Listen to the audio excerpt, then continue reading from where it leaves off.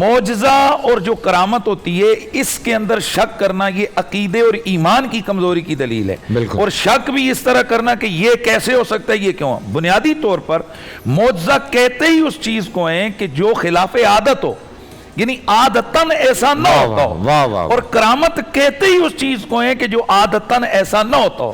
اس دن ہم نے ایک بات کہی کہ حضرت خالد بن ولید رضی اللہ تعالیٰ عنہ نے جناب پی لیا، زہر کو پی لیا۔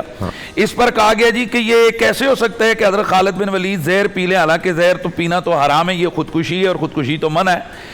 اب یہ اس کی ایک جہت ہے، لیکن اس کے جو سرکمسٹانسز ہیں، پہلی بات یہ کہا جاتا ہے جی یہ حوالہ کہاں ہے؟ بھائی یہ حدیث کی کتابوں کے اندر صحیح سند سے موجود ہے، طبرانی کے اندر موجود ہے، مسند ابی یعلا کے اندر موجود ہے، فضائل الصحابہ کے اندر موجود ہے، یہ سیر اعلام النبلاء کے اندر موجود ہے، اس کے علاوہ تاریخ ابن کثیر کے اندر موجود ہے، یہ اہل صحابہ فی تمیز صحابہ کے اندر موجود ہے، یہ اہل سنت، یہ اس کے اندر دلائل النبوہ ابو نعیم کے اندر موجود ہے، یہ بہقی کے اندر موجود ہے، یہ دیگر 20 حدیث کی کتابوں میں موجود ہے، صحیح سند کے ساتھ موجود ہے۔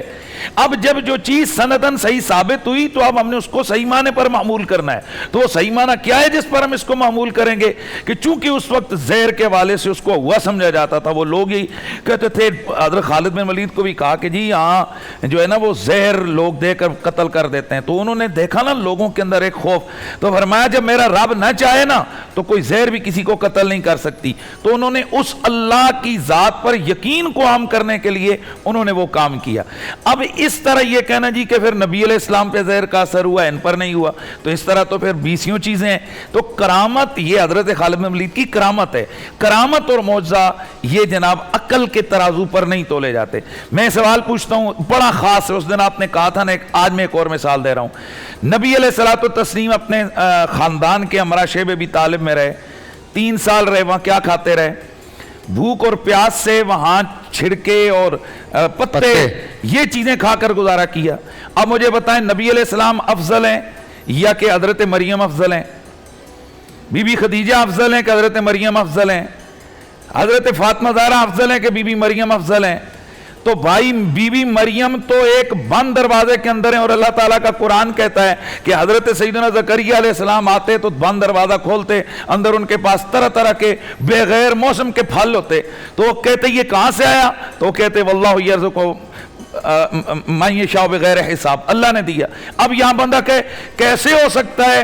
نبی علیہ السلام تو 3 سال بھوکے پیاسے رہے، حضرت خدیجہ کو تو نہیں ملا، حضرت فاطمہ کو تو نہیں ملا، حضرت مریم کو کیسے مل گیا؟ تو صاحب یہ منافقت ہوتی ہے، یہ ایمان کی کمزوری کی دلیل ہوتی ہے کہ جب آپ کسی معجزے اور کرامت کو عقل کے ترازو پر تولتے ہیں۔ تو وہ آپ نے جو کہا کہ ہمارے اندر یہ خیال آتا ہے یہ کیسے ہو سکتا ہے، یہ اسی بندے کے، اسی لیے کہا گیا کہ نبیوں کے لیے، ولیوں کے لیے یقین رکھیں، عقیدہ رکھیں، اور عقیدہ اس یقین کامل کو کہتے ہیں جو تشکیک مشکک سے زائل نہیں ہوتا۔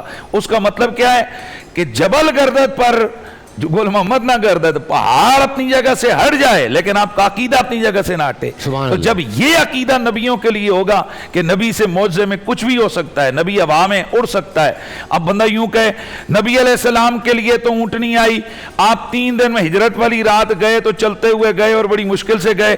حضرت سلیمان علیہ السلام کے لیے جناب اللہ تخت آیا، کیسے ہو سکتا ہے کہ ان کے لیے تخت آیا، نبی علیہ السلام کے لیے نہیں آیا؟ اور بھائی یہ اللہ ہے، وہ جسے چاہے جو عطا کر دے، چاہے تو افضل کو دے دے، مفضول کو چھوڑ دے، مفضول کو دے دے، افضل کو چھوڑ دے۔ لیکن اسی میں قریشی صاحب جو سب سے بڑا ہم معجزے کی بات کرتے ہیں، وہ جو براق والا پورا جو معراج والا قصہ ہے، وہ میرے خیال سے ان سب سے بہت افضل ہے، ان سب سے بہت افضل ہے وہ اس میں، بیکاز ہم پورا ایک آپ کہیں کہ ٹائم ٹریول کا پورا ایک اس میں وہ حساب کتاب موجود ہے۔ بول انٹرٹینمنٹ کے شوز دیکھنے کے لیے ہمارے چینل کو سبسکرائب کریں اور بیل آئیکن پر کلک کرنا نہ بھولیں۔